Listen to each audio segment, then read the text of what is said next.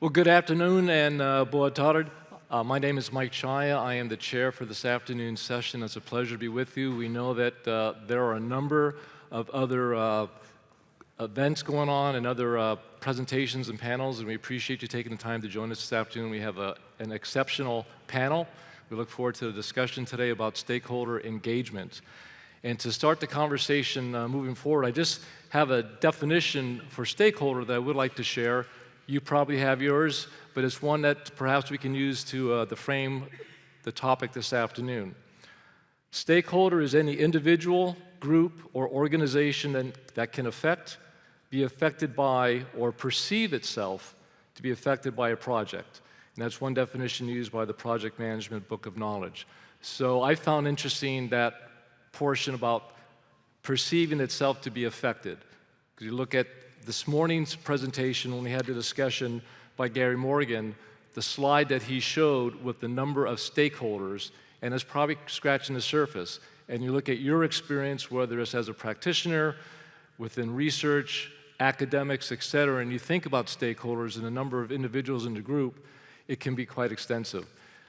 My experience recently with stakeholders was last year I was a guest here in Portugal, hosted by AGIF, and I conducted a Fulbright Specialist Project under our U.S. Department of State program, and I had the opportunity to interview a number of private and public stakeholders here in Portugal that are part of the Integrated Rural Fire Management System.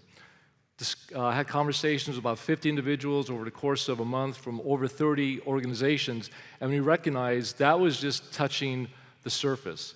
But two key themes emerged from those conversations, one of which was stakeholder. Who was invited, when they were invited, to what extent, were they listened to, et cetera. And the other is a topic that we've heard several times during the last 2 days, is that concept of rural social economic development, in terms of people returning back to the landscape, traditional lifestyles, developing those economic resources, et cetera. So I found it very timely and coincidental that I was invited by AGIF to host this session based on last year's work, and what I saw was a key item of interest within the community here that's involved with integrated rural fire management. Our topic this afternoon, just to quickly, we're going to look at the complexity of landscape fire management and how to invite new models of engaging multiple stakeholders, including all those different groups that we look at, public, private, academic, policy, et cetera, especially those local communities that we've discussed several times in the last 2 days. Hopefully this can prepare for a more participatory procedures, allowing for discussion and negotiation at all jurisdictional levels. In sum, a new model for stakeholder engagement, which will result in more participation. At this time, I'd like to go ahead and introduce our panel. We have the bios are available on the app, so I suggest that you can look at those in detail, but we do have some great individuals that I'd like to go ahead and introduce at this time. Sarah McCaffrey, Natasha Ribeiro, Richard de Neufville, and we also have Egbert Schramm, who's joining us remotely from Finland. The organization of this session will have a 20-minute presentation from both Sarah and Egbert, and then I will invite a roundtable discussion with the panel. And after that, we will go ahead and look and move into questions from those of you who are here attending the session. So at this time, I'd like to invite Sarah. Thank you.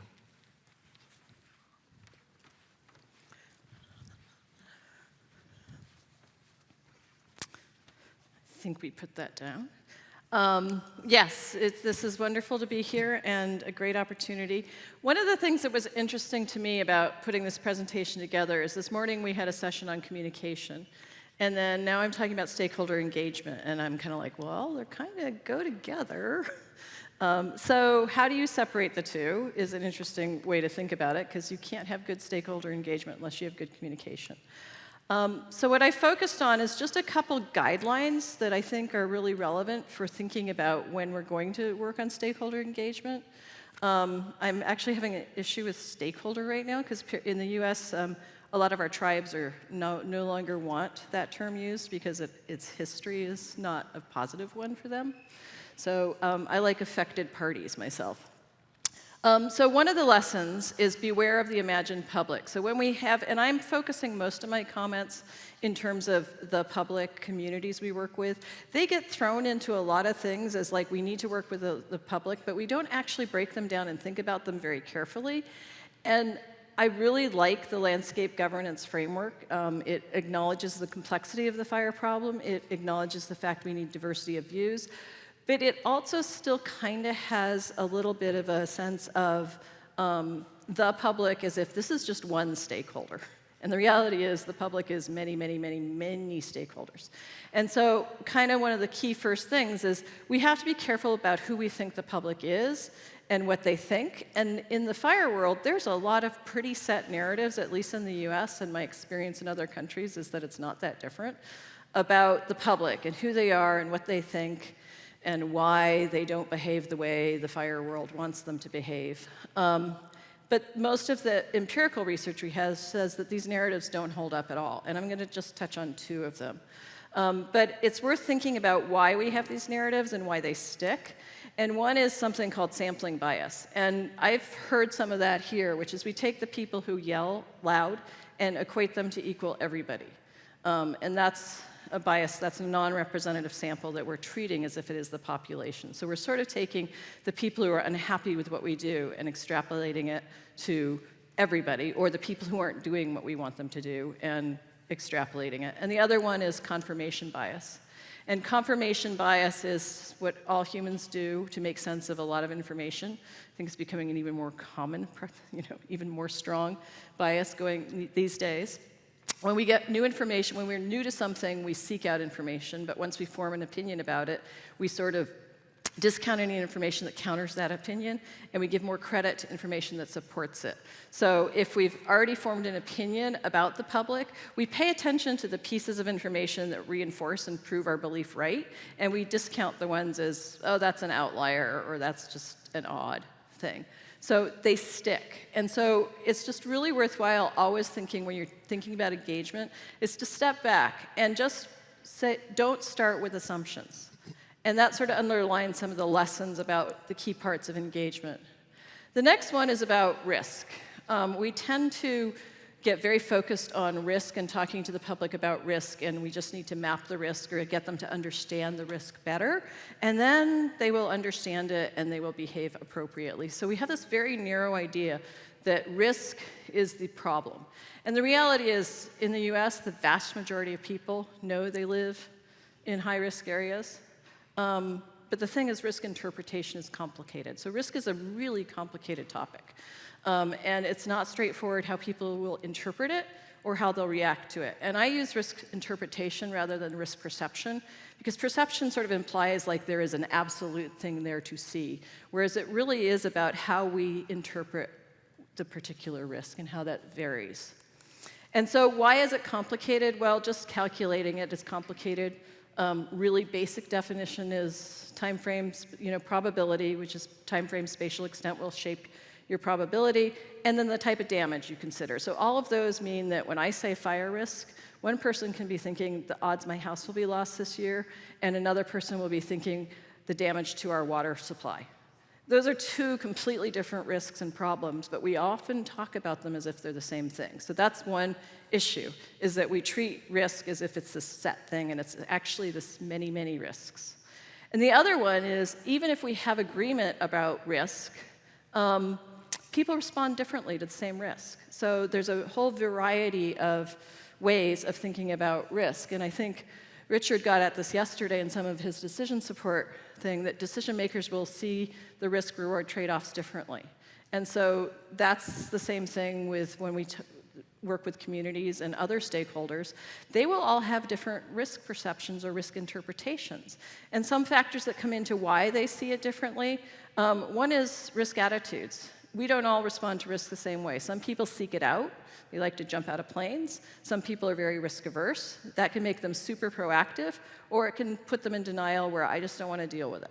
So even if they have the same risk, they might behave very differently. And we found that with people in the fire in the US, they choose people who are risk averse. I'm not going to live out in the woods. I'm going to live in town. People who live out in the woods are like, yeah, I'm okay with it. It's comfortable. I'm all right. I don't mind a little risk. Because the trade-offs with the benefits are with it. And this is the part of the risk equation we often lose in our discussion of risk. We act as if it's a one-sided equation.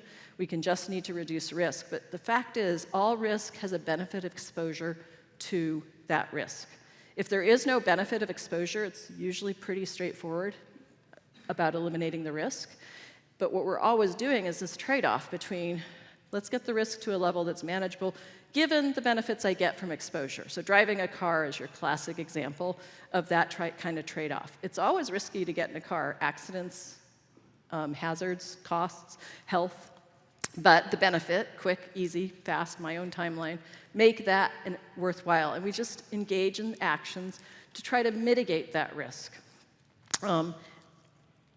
And so the benefits of exposure are really important, and we're losing that in our conversation of risk, because oftentimes that's the real reason why people are behaving the way they do, is because of the benefit of exposure and not because of this fear or concern about the risk. This is the other sort of narrative we have that's frequently said: we need to educate the public.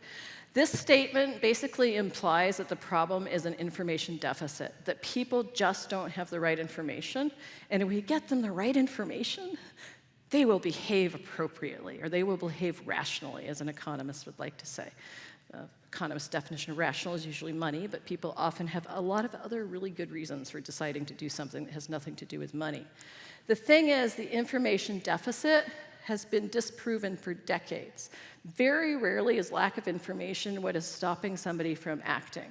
And a lot of that information and other things about a good communication program are summarized in this GTR, and it has a statement in it that sort of summarizes the issue with information deficit better than I ever could. Many believe that if we wish to change people's attitudes or behaviors, we only need to educate them. However, simply providing information, although necessary, you do need it, is rarely sufficient to change behavior. Information campaigns are often ineffective because they ignore the motives behind behavior. And that is the key part of thinking about stakeholder engagement, is understanding the motives. And this morning, we talked about, in communication, we talked about the key is you need to meet people where they are. That's part of understanding the motives. That's really how you understand what matters to people. And so if we want to change behavior, you have to have that interactive communication in order to understand people's motives, or to understand their barriers, or their concerns, or their values, and account for them into the conversation. If you don't do that, you're not going to be engaging, having effective engagement. And so if you want to change behavior, you really want to move forward, you need that interactive communication. It's not the same as providing information or messaging. That's kind of where a lot of the default goes to when we talk about communication. Problem is that's unidirectional. That only works in very small circumstances, because when you have a complex topic, you need the ability to ask questions. And studies on fire sort of really support that. They show that interactive exchange is the most preferred preference for people and how to get their information. It's the most consistent characteristic associated with whether or not an information source is trusted and useful. And clear preference for one-on-one with information from local sources. And local is another key underlier. Local is a sign to people that this is, you understand my situation, you understand my values. But no single source is the best. We kind of always want to go to our default magic source, but it's going to vary by location, by individual, and by the type of information. So you've got to sort of reach out in every way. So the three key dynamics that you have to take into account when you're thinking about engaging people and sort of how we want to encourage a more proactive discussion is the three things that shape public response. Knowledge. The more people understand why you're doing what you're doing, or are familiar with it, have had a chance to experience it or see it, the more likely they are going to be okay with that action or to support it. Ecological benefits are particularly important in influencing acceptance. Quite a few studies show that ecological benefits is much more important to people than risk reduction. It's a positive, it's something I want to look forward to.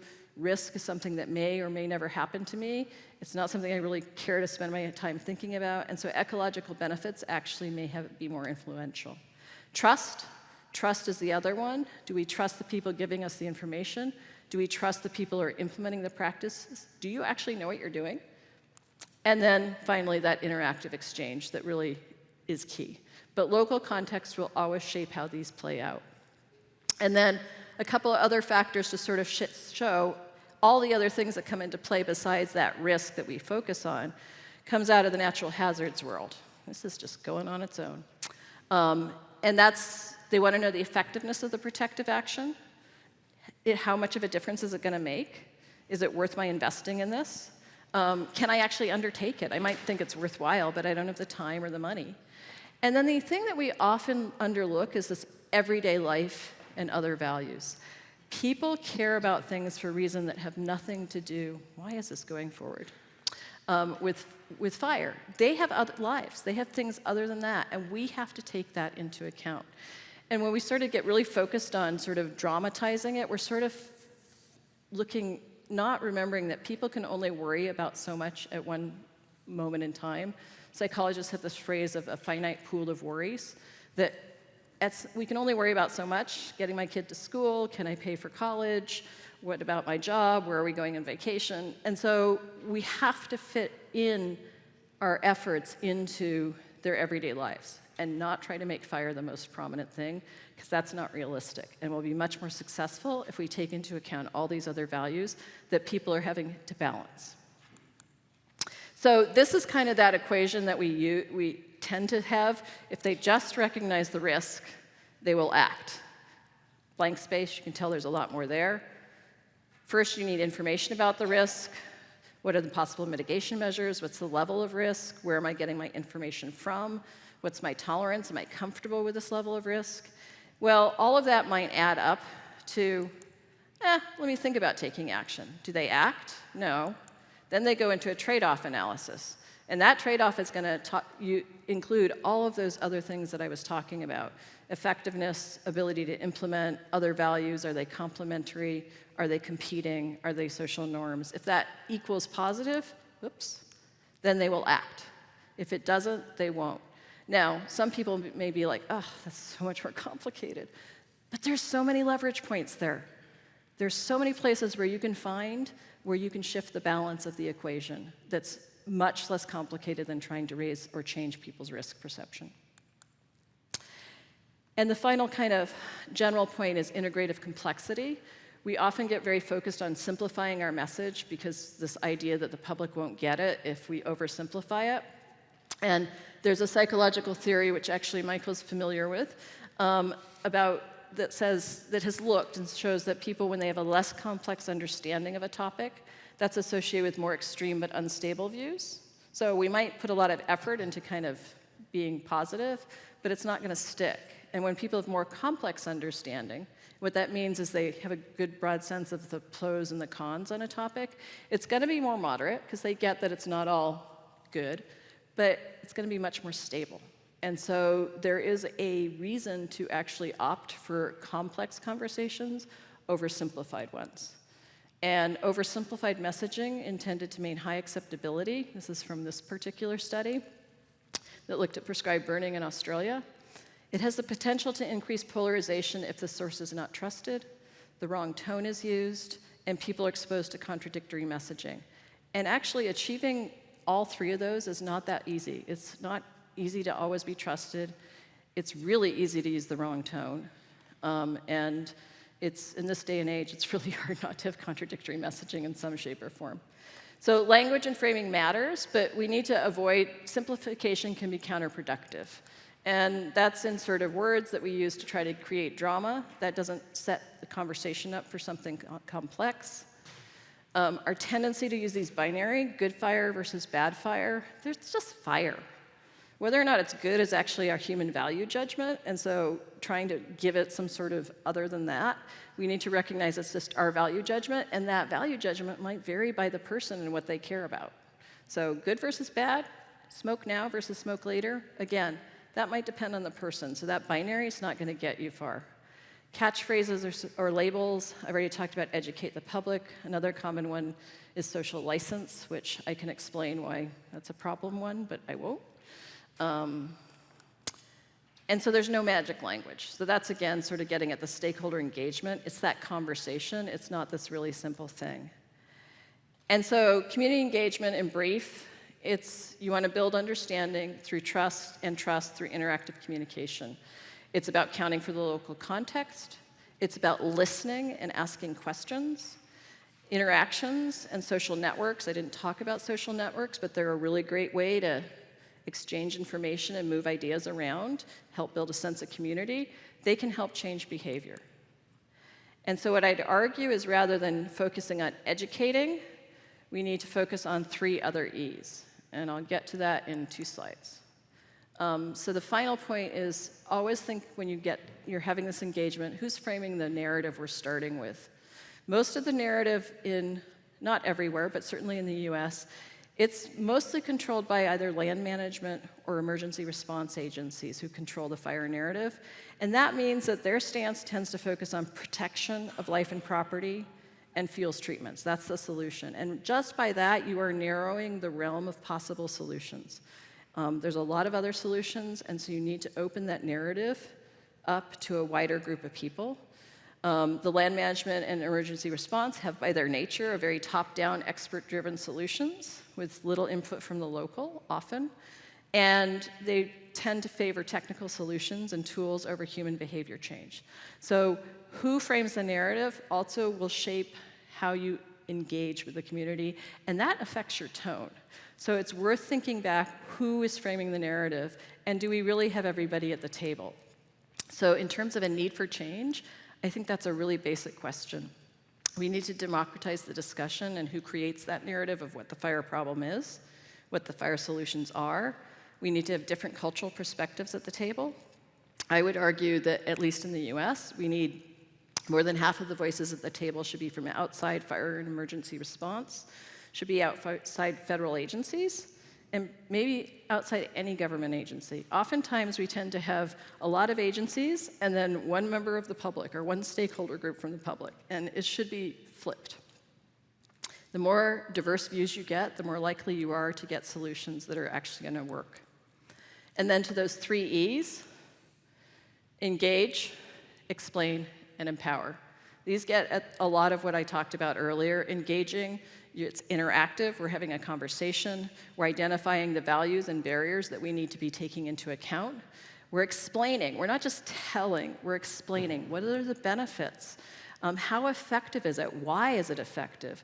And we're empowering people to be able to do it themselves. We're helping them with their self-efficacy. And the key thing about all of those 3 things, those are key building blocks of trust. And that's a key part of any effective engagement process.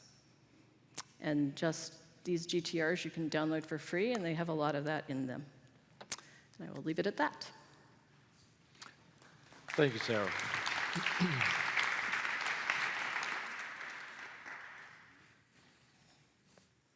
When we look at our stakeholder engagement and participation, we talk about that relationship building and the points that Sarah just made that struck me in terms of those areas of the shaping of public response, and also when you look at the narrative, who has the narrative, who controls the narrative, who participates in it, but also those points you brought up in for the need for change. So all points when we look at that whole very difficult, very challenging process of effective stakeholder engagement, so thank you. So at this point, we are going to be joined by Egbert Schramm from Finland. And Egbert, are you ready to have a conversation? Thank you for joining us today. It's a pleasure to be here. I'm going to excuse myself up front that the cold has gotten to me, so my voice sounds a bit raspy, but maybe that is all you need on an evening in Porto. Sorry. I'm sorry, did I? No, I think, fine, Egbert, please, great, you could go ahead and please begin at your convenience. Perfect. Good, so just testing, the sound is hopefully audible, and I hope you can see my screen. Yes, we can hear you and we can see the screen, thank you. Wonderful. So thank you, Michael, thank you, Sarah, as well. You both already indicated a few nice introductions to the topic that I'll be walking you through in a bit more detail. Stakeholder engagement and a complex oftentimes international environment, the word culture often comes up. And what does culture really mean? How does it really influence stakeholder processes? That is what I'll try to dive into with you in the coming 20 minutes. So a little bit about my background. I run Hofstede Insights, which is a cultural advisory, but I actually started my life as a forester. So being Dutch of origin, I moved to Finland because Finland has a lot more trees, and up until about a few years ago, Finland was too cold even for wildfires. But even in Finland, it is catching up with us, climate change. So there is a lot of personal connection, speaking on my own side, with this topic. Wildfires and the places we live in and the role culture has in this topic. What we do as Hofstede Insights is we actually help organizations that work together to understand each other. And as Sarah already connected to this topic, understanding requires an element of openness and it requires an element of approachability. But how do we go about creating these items will vary from one country to the next, even from one profession to the next, as we'll explain in a moment. So if you think about culture, and if you think about understanding each other, there's an element that we need to dive deeper into, which is we're all humans. We all need a sense of appreciation. If we exclude groups from our discussions, do we symbolize that we appreciate their input? So what are the consequences of not involving certain stakeholder groups? What are the consequences of not connecting to people? And I really like that example of purposefully pulling in people that do not come from an authority background or an expertise background, but the people whose actual lives are touched by wildfires. So how do we engage people and build that sense of connection? And last but not least, everybody, irrespective of where they're from and who they are, everybody needs a sense of purpose. So a core ingredient to effective multinational or international stakeholder engagement is to touch these 3 points. Because that way we can touch on the most basic of human needs. Irrespective of our cultural backgrounds, we are all humans. We all need these 3 things from a biological point of view. Appreciation, connection, and purpose. So one question is, do we talk about these topics enough? When we make the jump to behavior, so not just raising awareness, but also engaging people to change their behavior, we need to keep in mind that besides the fact that we are humans, we are coded by our group environment. Every year, we collect data from over 50,000 people across over 100 countries, and despite many popular beliefs to the contrary, what we see is that people become actually more nationalistic than they used to be. We get confronted with a lot more scary things thanks to social media, or perhaps due to social media. Being exposed to more scary stuff creates more of an ostrich effect. So people pull back, they listen to the things that they trust, so that to news sources, to authority figures that they're familiar with, not too far and distant organizations such as the UN or the WHO. Many people have never even heard of these organizations. So how do we involve local, trusted news sources, teachers even, because that is where we start to connect. What is it that we listen to? Who is it that we listen to?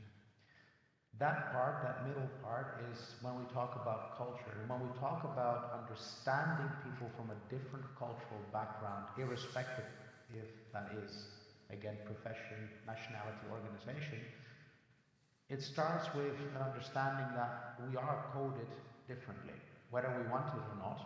We've been raised in different ways, we've been trained in different ways, and this does impact all of us, even when we're a bit older. If you talk about culture, we also have to understand that culture is a complex topic. It is what happens when groups of people interact. So we've got personal psychology, but elements of sociology. Basically, it is social psychology, and that means when we want to engage different stakeholder groups, we have to understand that the color blue, if we talk about a symbol, the color blue for me, being of Dutch-Finnish background, stands for trust and transparency.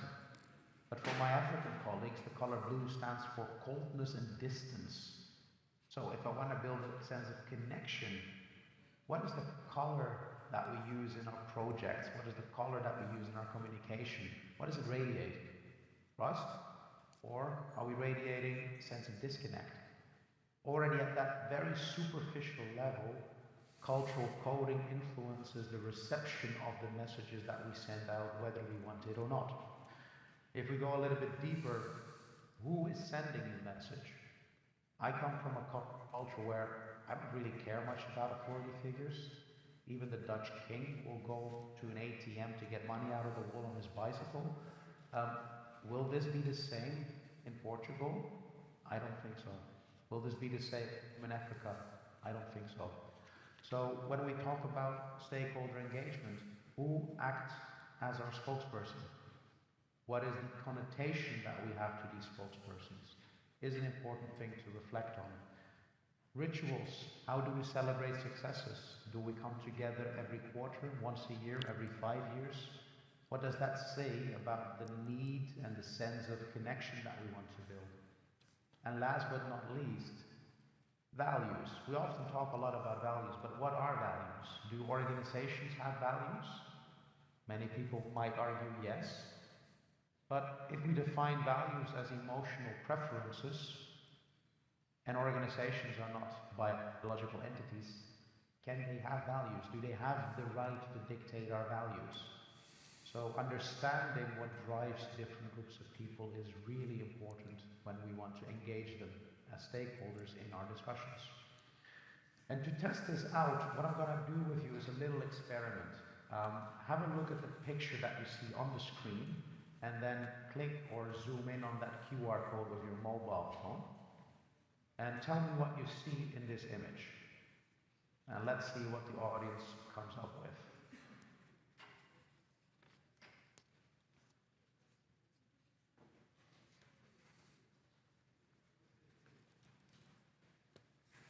And if you have your mobile phone there, we're getting answers in, so I'll give it a 10, 20 seconds or so.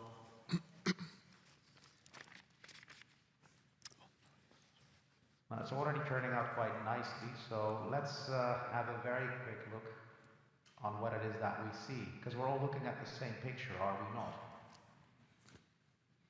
Well, it seems that we are not. It seems that just already by looking at a simple picture, we make people very confused. So, and this is just a simple exercise. Now, whether we see a frog or a leg or a toad or a horse or a chicken, by the way, I've never heard about that one before. The point is, we see the same image, but we interpret it differently. So what do we need to do in order to make sure we have the same understanding? Two things. Number one, we as communicators need to guide people in how we want them to see the image or the message that we display. Now this actually displays a toad or a frog. If you turn your head to your right shoulder and you look up, down, what is going to happen is that the eyes of the frog becomes the nostril or the nose of the horse, and the hind legs of the frog become the ears of the horse. Now that I've given this explanation to you, most of you will be able to see the message or the image that they might not have seen before. So one thing we need for effective stakeholder engagement is guidance and preventing assumptions. The other thing we need is a willingness for the audience to change their perspective. And how do we create that willingness is what I'll talk about next. If we talk about messaging, if we talk about measuring, there is a time between the moment we send in message or a question and the time we see people acting upon that message. Cultural studies that we conduct annually show that if we talk about a population like scientists, or if we take a geographical scope, people predominantly of Germanic or Finnish background, they tend to be quiet for quite a while, so you might not see anything happening. It doesn't mean that things are not happening. It means that people are processing the information before they can execute. If we talk about, let's say, politicians, or we take the geographical equivalent, we take people from the US, or we take people, for example, from India, the moment you ask a question, people will be moving. They will want to engage. There's a sense of urgency, and that leads to a staircase approach. Now, if you work in a stakeholder group with opposing approaches, you can already start seeing the clashes happening. People not feeling a connection. So we need to guide people, preemptively understanding that although we are all humans, we have our different ways in which we are coded, and we need to talk about this. Because the moment we add marketing people to it, or in my case Dutch people, that picture becomes even more complicated because there's constant back and forth, constant meetings, constant consensus building, which can feel very overwhelming. And then if we bring in the regulators, or from a cultural perspective, the Middle East or Japan or Belgium, France, people first need to do a lot more internal alignment with the decision makers and then push with an enormous amount of urgency to get to action. Now the point of this city picture is that different stakeholder groups have different ways of working. If we want them to be willing to understand different ways, the other stakeholders, we need to quite early in projects make sure that we talk the same language, that we have a similar way of engagement. So this is important because this quote from Hofstede himself nicely summarizes the challenge that you have with all of the participants here at the conference addressing a super important topic, which is that the survival of mankind, or humankind, will depend to a large extent of people who think differently to act together. And this really is important when you want to make sure that you don't waste time. Now, if we summarize the world from a variety of perspectives, and you can see all of this as well on our website, it's open source, so it's good to get familiar with it, is questions such as who takes the initiative? Is it the people in power, the experts, or is it the grassroots movement? What comes first when you work together on projects? Relationship building or task execution? What is more important, get stuff done, or taking the time to carefully calibrate and agree on things before things get done? Do we want to build a big framework, or do we want to just go step by step? Do we want to have goals that are short-term, 3 to 6 months, or do we want to have a future vision, 5 years, 10 years? And last but not least, are we using positive messaging or fear of missing out, fear of failure? All of this data is available. Just to give you a few examples, if we talk about hierarchy or power distance, this colorful map indicates what you can expect in which regions of the world.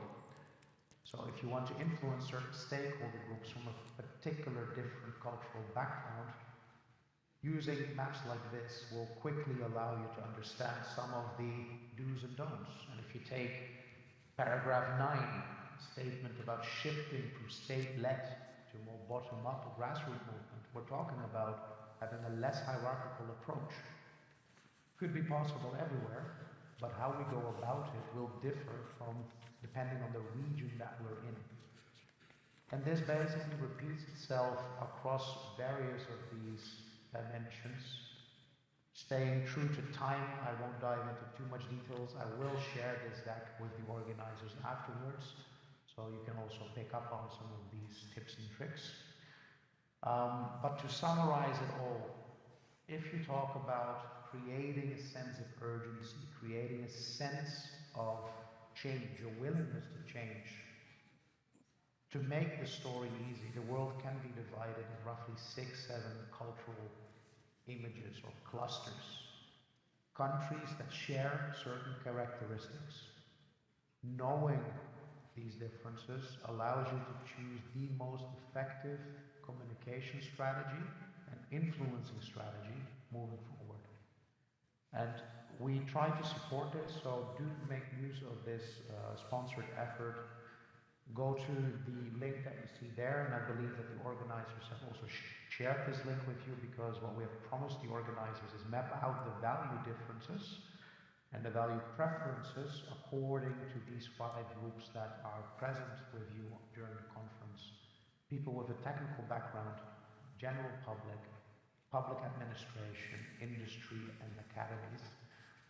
Where are their value differences the biggest, and where are most similarities? And then you can choose what to build on, the differences or the similarities. So to summarize, if you want to make international stakeholder groups effective, make sure that in your working groups you are aware of people's personal value preferences, because country data, statistical average, we are all still partially at least unique. So do make sure that you understand your own cultural value preferences. Map that out with the people that you work on in the working groups, in the working packages. Agree on ways of working that accommodate most people with the least possible clash. And then basically move from there. And to keep it kind of concise, do make sure that despite not necessarily working in the same organization, you all strive towards the same: reduce wildfires.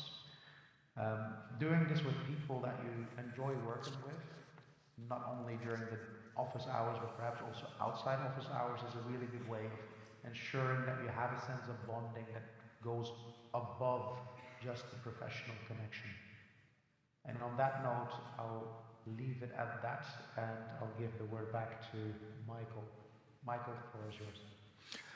Thank you, Egbert. We appreciate your insight and thoughts, and very interesting when you make that change from the individual to a larger cultural group. One thought that came into mind based on my personal professional experience, when you talk about those cultural clusters, trying to avoid looking at things through ethnocentric lenses, recognizing there's other ways to, other values, other ways to approach a problem, etc.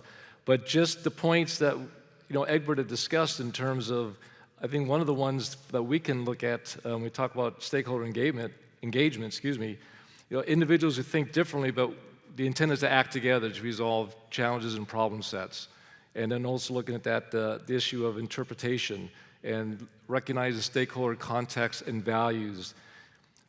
But 1.2 that I think we'll be able to have discussion, and Egbert, thank you for bringing it up, was that issue of when you talk about guiding the communication going forward, we have a similar frame of reference, some of the other discussions in terms of how we do that, and your thoughts on that of the panels too, in terms of effectively coming up with that process to move forward, recognizing we need that common vision, common starting point, understanding different perspectives, ways of interpreting and viewing the challenge and the problem. But thank you very much.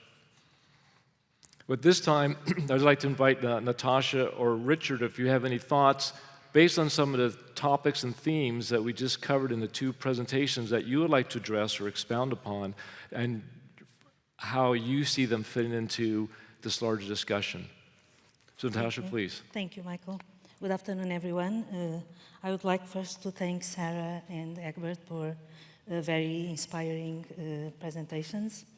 Well, I should say that I'm a hard scientist, so I come from hard science, from a developing country, so my perspective is on how a hard scientist then goes beyond that point and starts engaging stakeholders. And my story starts 20 years ago when I, as a forester, started working in the field, working with fires, and I was like, I'm a forester, I work with plants and animals, but I don't work much with people. So, in that I proved myself I was wrong, because when I started to understand fires, I said, okay, I really need to engage people, and especially the rural communities in Mozambique. Over the years, I learned I'm still learning on how to work with the local or rural communities. And I should say, working in rural Mozambique, it's a very challenging situation because you come from an urban area with urban attitudes or behaviors, and you come into a rural area and you have to really to engage the rural communities, you have to be immersed in that setup, right? So it starts with language barriers, with all the, behaviors, etc. So I think, and the culture of the communities in Mozambique coming from a long colonial period and a civil war, so lots of top-down decisions being made. So the culture of people in rural areas, it's more like accepting what is said. So they're not used to given the voice so they can speak out their experiences. So I think that's the main challenge in Africa and Mozambique, I would say. And to change that, I think Sarah and Egbert said a lot, but I would say we have to really value their knowledge. We have to value that they are the stewards of the land, and if we don't respect their cultures and their knowledge about not just fire but all the natural resources management, I think we're going to be failing in terms of moving forward in integrated fire management. Of course, we are in a global change world, so everything is changed. So some of the practices, the traditional practices, need to be adjusted as well. But if we fail at this point to understand that traditional knowledge, we won't be able to adjust the traditional knowledge and make it, the way out on this changing world. So I think we really need to move into that. And Mozambique, for instance, it's a zero fire policy country, so we need also to move out of that kind of policies. What else? I think also in terms of, I was talking about the local level engagement, but I also, being a scientist and being able to be exposed to international forums like this one, I always feel like we should find a way to bring the communities here. I know Brazil, for instance, has some representatives of the communities in this forum, but why not have a session in which different communities from different parts of the world have, come together and discuss their own concepts of fire management and have a voice in these forums. So I think it will be important to, of course, it's probably costly, and but I think it's an investment that it's important to be done. So bringing them to these forums and learn from them, actually. I think for now I would, so maybe the last point will be how we communicate science at different levels. I'm not just talking about communities at this point, but also at different stakeholders at the national but also international level. So I would like maybe to mention some initiatives in Mozambique that we're working on that now.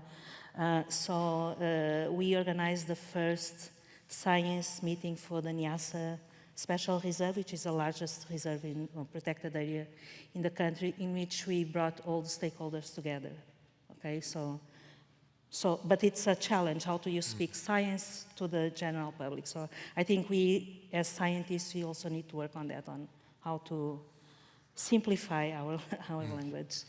And also engage the communities, again, back to the communities, on how to frame our questions, right? And at the end, when we get the results, give them feedback and discuss with them the results we have, instead of just publishing papers and books. I think we need to go back to the communities and actually have this interactive communication with the communities and think differently but act together, as Egbert said. Oh, interesting. I'll leave it for that. Thank you, Natasha. Richard, any thoughts you'd like to share with the participants today? I do have some thoughts, and I'm very impressed with the thoughtful presentations that we've heard. But it seems to me that they are very disturbing. That is, there's two elements in it that have disturbed me, and it's maybe just the way I got up this morning, but fundamentally I found them very disturbing. The first one is that implicit in the presentations have been the idea, at least as I understand it, that when talking about people with a plan or a project, that they want to engage with the stakeholders for the purpose of having them accept the project. And that's okay. I understand that's a role to be played. But that's basically saying, how are we going to take the stakeholders, however defined, and make them or bring them around to approving most of, if not all, of the project? And it seems to me that's disturbing in a basic way, because from my view of how we want to think about having the best for the community, which it converges of the public and others in a moment, is that we should be engaging with them before we arrive at the plan. That we're not, the engagement with the, as I see it, the engagement with the stakeholders is not to sell them the project. It is to help us understanding what the project should be. So that's one take I have on, maybe I'm misunderstanding it, but I think that's to me, that's an important aspect. The engagement comes before one sells the project. The second aspect is thinking about how we are going to communicate with them on the sense of getting them around to our view. We're going to take that frog, which they see, and tell them it's a horse. So we're going to make sure that we are going to play on to their culture or other aspects so we can persuade them to our point of view. And putting it in a different context, that's the kind of thing people in advertising do to sell their new product. That's the kind of thing that propaganda ministries are designed to do. It's sort of that, I understand that there's an art to how one sort of gets people to believe or take on what we're doing, but it strikes me, what bothers me about this is there's a certain sense of it's manipulation.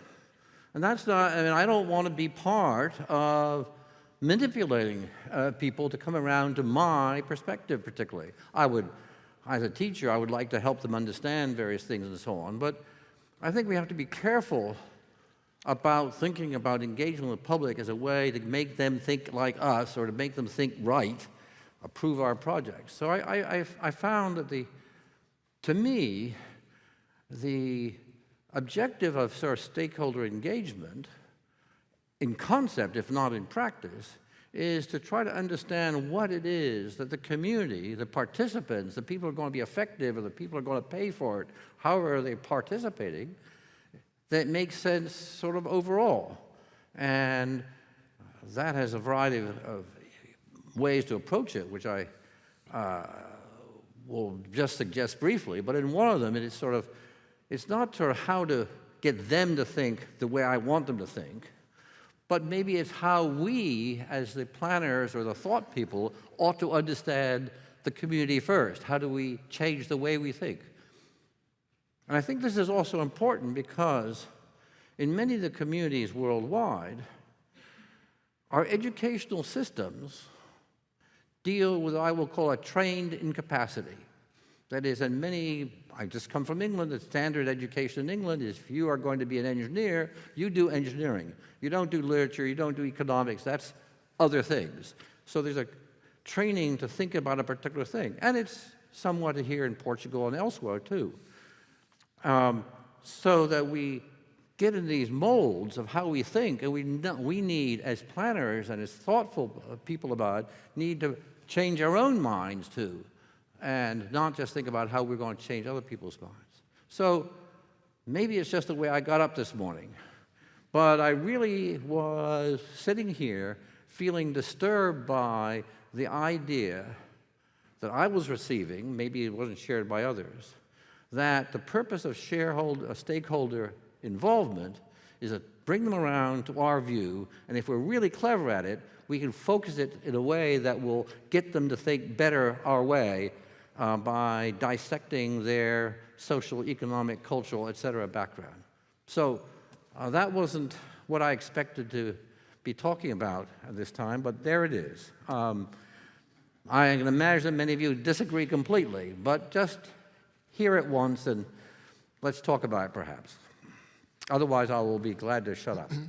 No, thank you, Richard. I appreciate it. I had a different perspective because one of the questions I was going to pose to the panel, when we look at the involvement, Natasha, your point with the local communities, we've had that discussion, but just, the relevant key stakeholders and involving the local communities in terms of the definition of the problem, identifying the objective, working together to move forward to do that.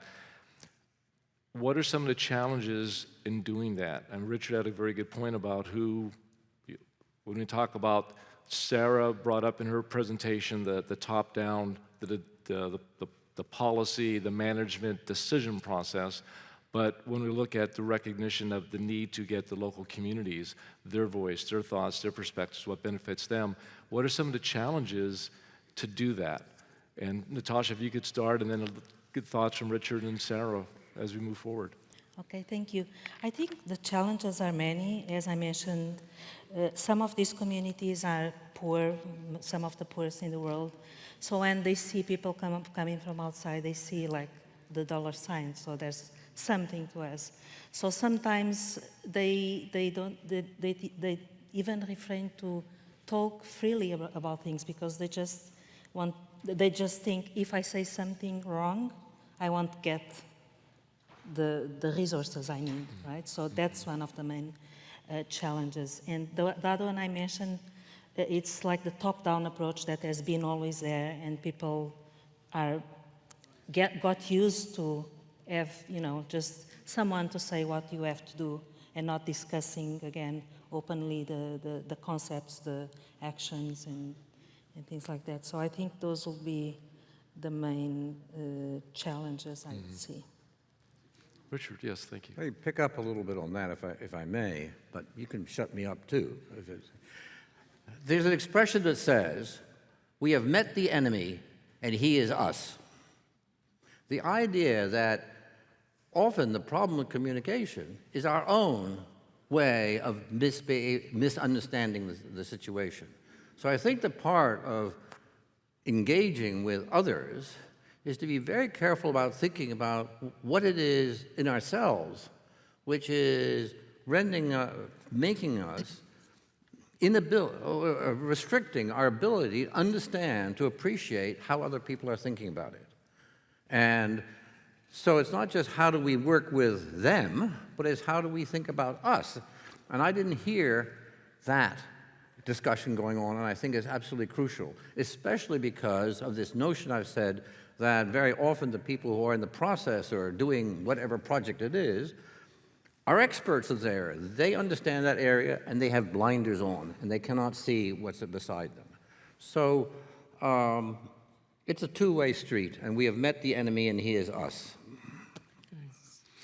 Sarah, did you have a point? There's one thing I'd like to address on that, because one question I wanted to get to is that when we look at, and Richard, I think it may build on your point, that when stakeholders don't agree or have a different vision, and how do you work through that? How do you recognize, like you just said, we look at something through blinders, not recognizing there's other perspectives, or what is a good way to take off the blinders and work through these issues and challenges and a different perspective to reach a common objective? Sarah. Yeah, so I mean, I've been at a bit of a loss in this conversation. I'm trying to decide, I think, whether it is a case of you getting up on the wrong side of the bed, or I was completely unclear in my presentation, because my points are exactly yours. My points are, we have a perception of what they think in terms of risk, and that we're imposing our definition of risk on them, and we need to give them a lot more room for that. That we have our definition in I'm speaking for the FIRE world in terms of their thinking, and that we want them to act as we care about, but we need to account for their everyday lives and their everyday values. That we need to recognize the narrative we're coming from, and that there might be a different narrative for them. And so I my argument was essentially what you're saying. So I'm sort of at a loss as to what you found disturbing. Well, I guess it also, for me, it is that my perception in years of project discussion and planning is, it's been in transportation largely, but it's a different field, but the idea about the public engagement is, okay, we've developed this plan for this project, this housing development, this rail system, or this rapid transit system, whatever, and our job is to make sure that it gets approved because we've spent years developing it and we're going to do it.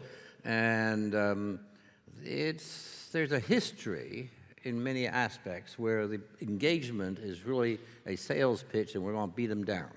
I'm not saying that people are bad about this, but my years of discussion about development of new airports and the people who are in the best of work trying to do the best job for everybody feel it's a battle zone.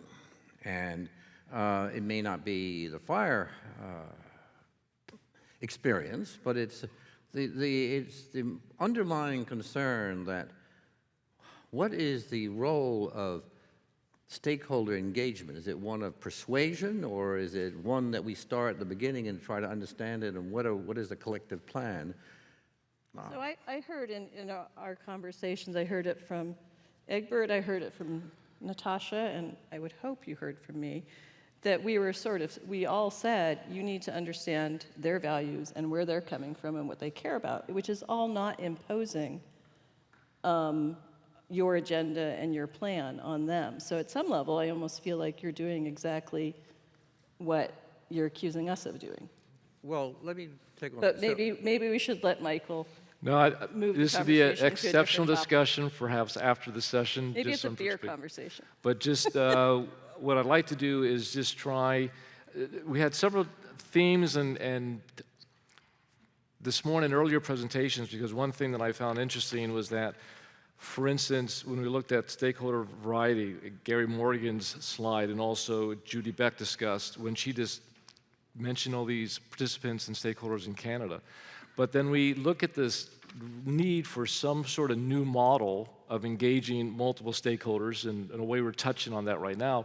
But we look at the situation where we have a rapidly changing reality on the ground, whether it's biophysical, whether it's social, et cetera, that we're looking at, as Judy said, things are changing faster than anticipated. How do we deal with that? As well as what Mark brought up in terms of we're going perhaps from a 6th to a 7th generation type of fire regime. But just all these dynamics that are falling into place at the same time, Natasha and Laura's perspectives on the indigenous contribution, but also the other topic that came up this morning was marginalized communities. Those who are at socioeconomic disadvantage. How do we bring them into this conversation and make sure their voices are heard to ensure that managers don't drive something because they have a perspective of an objective they'd like to meet. But I also find that, and Egbert, I'm sorry, thank you. Did you have something you'd like to contribute to the conversation? Please, feel free. Apologize for not seeing you there. No problem. This is part of that working together virtually, so it's kind of like a good example in practice. You're there, yes, I'm here.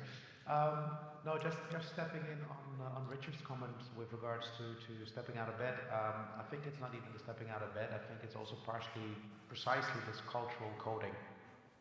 When we come from less hierarchical backgrounds, whether that be the UK or in general the academic environment, we do not like to be told what to do or what to see. What we, however, forget for many of us, me, us in the panel, people in the audience, is that we are that global elite of 2-3% of the people that are highly educated, that move across borders, that work across borders, and a lot of these stakeholders in this particular topic are these local indigenous communities who have different perceptions in terms of who should be sharing certain perspectives with us. Is it the scientist? Is it the academic community? Or is it our village elder? So do we try to influence the community, or should we perhaps try to prioritize influencing the elders in particular societies so that they can do the communication work locally on the ground with whatever goal a group of stakeholders agrees on? And I think that is a very good realization to have in terms of when you want to influence people, to not just consider but to act, you have to take into account that not just the message itself, but the channel of the message, the structure of the message, the sender of the message, all influence the reception of the message. Thank you. If there's a lull, I'll say something else. Go ahead, May. please, Richard. Yeah.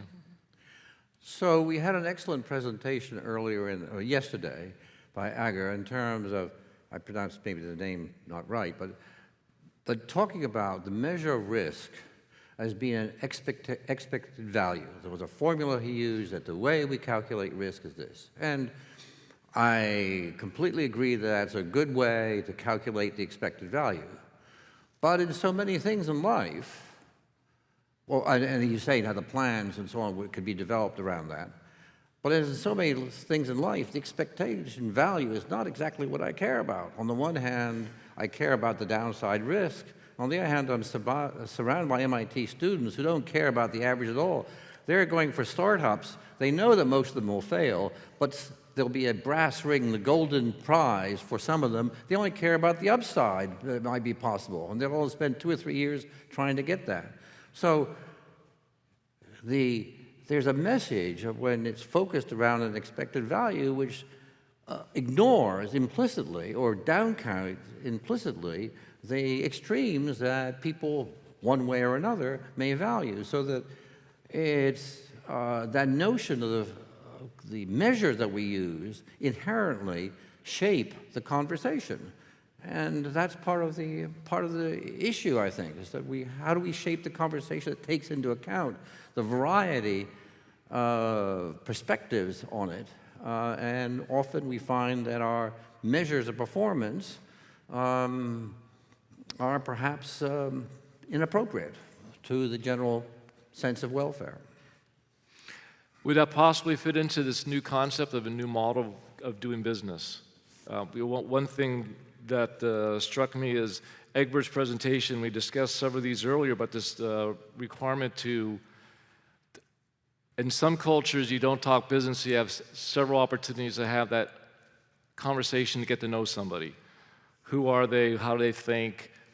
You talk about their family, et cetera. Then you get to business.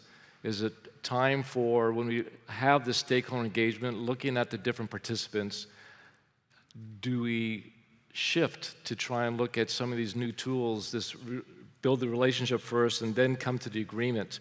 I had a great question from a member of the audience that, as was discussed this morning, relationships first, agreements second, and with the growing of online connections, which tools do you suggest to improve connections as relationships between organizations? We've had perspectives of the interaction individually, but also in this recognition of the different stakeholders. What sort of tools are necessary when we look at the new way of doing business? Everyone like to have a shot at that one? Egbert, would you like to go ahead? I think you may have something you'd like to share. Yeah, if you talk about stakeholders that come from a great many different types of organizations, institutions, and academies, and depending on the level of technical proficiency, digital tools such as Microsoft Teams, Slack, Facebook for Work are the digital equivalents. But another good way, if there is a budget, is town halls in a way to meet each other on a regular basis, physically, whether that is once a month or basically the whole concept of this connection building is built around this human need for having a sense of rituals. So what are the rituals in a particular group? Is what you're doing now, meeting each other together, is it a ritual? Is it something that connects people? Is it something that they look forward to? Is it something that shapes common memories? Because those things, not the differences, but the things that we share as a shared experience, create a sense of push to want to stay connected. No, thank you. the intent of wanting to stay, as you just brought up, wanting to stay connected and engaged and have that conversation and collectively work through issues and solve problems. One other question I was just going to try and close up. We have about 5.5 minutes left. One of the questions that came in was when you have a number of entities, number of stakeholders in the conversation, it's oftentimes difficult to reach a decision. Is one potential solution a representative, but then you have the challenge of does that person adequately voice the concerns and perspectives of the other members of the group? Is there a thought from any of the panel members in terms of moving forward with a large number of participants? Yeah, I mean, one of the things that I've been thinking about in this conversation is that I think maybe some of the conflict and confusion is like, what is the purpose of the stakeholder engagement, right? And sometimes it is to seek everybody's input and help get everybody on board. And other times it's, we have a problem, we have a decision we need to make, we need to get you in. So that may be where some of the disconnects are, is that we probably need to start out by defining what the purpose of the engagement is. But the same process when you start the engagement is define the rules of how you're going to come to a decision.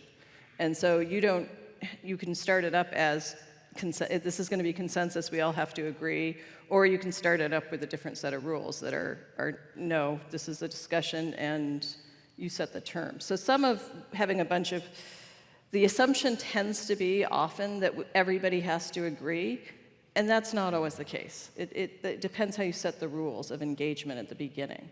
And that's a key part of the process, is you need to make sure everybody's clear and has realistic expectations of what is possible and feasible. So for instance, the Forest Service in the US, they cannot actually allow non-Forest Service people to make a decision about Forest Service land.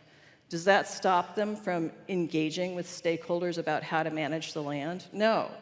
They do it, but they start out by saying at the beginning, we want your input, we want to take into account what you care about, what you need, but you need to recognize from the beginning that you cannot tell us what to do. But that, and when they do that, and they clearly do take into account what the stakeholders have told them, it actually works fine. But it is not something where everybody came to agreement necessarily. So a lot of it is about setting up the rules at the beginning as to how the decision will be made. Okay, thank you. Anybody else? Maybe No, to I add think to we this. just, So if you have large groups of people, I mean, well, you might have noted that there was just a Eurovision Song Festival. And they had the whole of Europe and the whole world vote. That a clear process. Half the votes come from the public, half the votes come from the jury, which is professional. That's one potential option. If you have a lot of people together and you use digital facilitation tools, Miro, etc., you can, again, do collective voting. But I do very much agree with what Sarah just said, which is be clear up front in terms of the expectation of involvement and the influence. thank you, Egbert. And that led me, I was going to ask each of our panelists, just when we look at good examples that you find in this process, and Sarah just shared one in terms of what's the end state, but are there other examples that Natasha, Richard, Egbert, you'd like to share as we wrap things up, just in terms of good examples and strategies or tools that can be used? Thank you, Natasha. Thank you.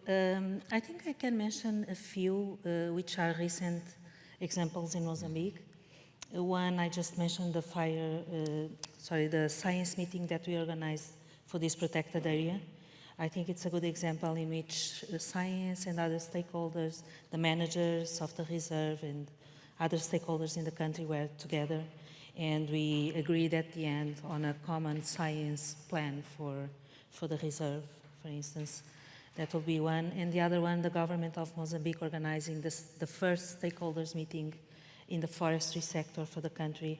Again, the private sector, all the stakeholders together, failing to have the communities again, but I think it's something we have to work on. But something I think it's important and we didn't mention in the discussion, it's how we engage youth on these discussions. And if we are in a changing world, I think youth should be one of also the key components of these discussions. So I can give an example, my experience at the University of Virginia now. I've been working with students who have never had experiences out of the US, not even thinking about Africa. And when I'm working with them, I can see the changes when they, you know, I talk about Miombo, about fires, they work with my data. And some of them want to come to Mozambique to just experience in the field what is Miombo, what are fires. So I think this is a good, I don't know if it's a good example, but it's an example that it's working well for me, and I guess for the students as well, the youth in this case. Great, thank you. Richard, any final thoughts on things at work? I'll simply say in closing from my remarks that the central problem of politics is the rules by which decisions are made. Is it 50% plus one that rules the 49%, or is it some other way? And this is a central issue throughout, and there's no one way to do it. There are so many different ways, but it is a central issue, and we have to recognize that possibility, that fact. All right. Thank you. Egbert, final thoughts come from you, from Finland. Thank you. Number one, understand the value preferences of the audiences, the stakeholders that you try to involve and influence. And the reason for this is that there are ways to get people's attention. That's step one. And then there are ways to get people to act. And I personally believe that there is not a soul on the planet, hopefully, that doesn't see the changes that the climate is going through. The problem is no longer awareness. The problem is a total lack of action. And for that, we really need a deep dive into what moves stakeholders. So that requires more proper behavioral understanding. Thank you. As we wrap up, I just want to thank Sarah, Natasha, Richard, and Egbert again. And just, we have a term in the U.S., truth in advertising. I came to the fire community late. I spent 22 years on active duty in the Army, went back and earned my PhD at Colorado State. Natasha will enjoy this perspective. My department, Human Dimensions of Natural Resources, we recognize that every natural resource management issue, 90% of it's a person problem, 10% is that tree, bird, lake, whatever. So can appreciate your perspective on that. And I do want to share that as I was going through my program, for those of you who have done social science research, wildland fire social science research, you'll recognize Sarah McCafferty as one of our leading researchers, and there are many of her references that I use in my dissertation, so I told her I would probably embarrass her, and I'm doing that.